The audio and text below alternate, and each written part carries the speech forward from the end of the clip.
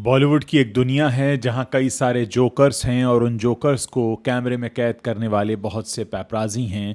और ये जो जोकर्स हैं इन पैपराजीज के सामने कई बार बहुत अलग तरह से बिहेव करते हैं। पहला नाम आता है जया बच्चन का, जो अक्सर पैपराजी पर भड़कती रहती हैं।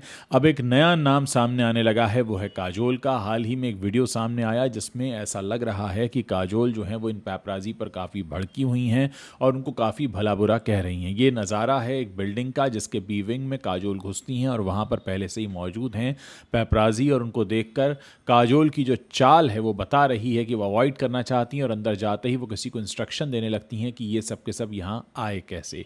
दोस्तों, यहाँ ये पूरी बात समझना बहुत ज़रूरी है कि काजोल जिस इंडस्ट्री से आती हैं, जिस बिज़नेस से आती हैं, उसका उसमें उनका काम है कि पब्लिक लाइफ में रहना। ये पेशा उन्होंने खुद चुना है, उन्हें किसी ने ज़बरदस्ती एक्ट्रेस नहीं बनाया। और अगर आप एक बार एक्टर बन जाते हैं, एक्ट्रेस बन जाते हैं, जैसे उनके पति जो जुबां केसरी वाले गुटखा बेचते हैं, वो भी एक एक्टर हैं और उनका भी ये काम है कि लोगों का मनोरंजन करना।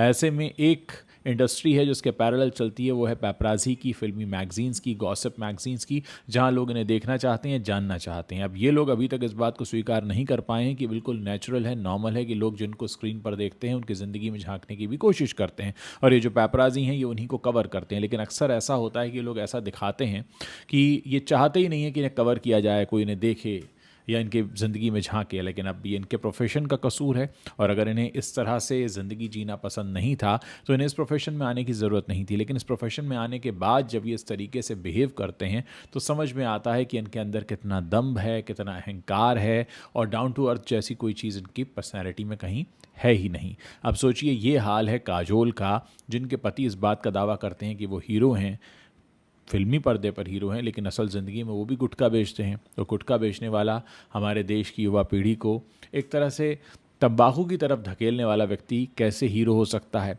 और घर में अगर ये सब चलता है, आप देखिए किस तरीके से इनकी जो पूरी बॉडी लैंग्वेज है ये बता रही है कि ये कितना भड़की हुई हैं कि ये पैपराजी यहाँ पर क्यों खड़े हैं। अब देखिए, ये भी सब कैद हो गया कैमरे में और तमाम लोग जो हैं इनका मजाक उड़ा रहे हैं। तो दोस्तों, आप लोग इस पूरे वीडियो के बारे में अपनी क्या राय रखते हैं, मेरे इस वीडियो के नीचे जो कमेंट सेक्शन है उसमें लिखना मत भूलिएगा।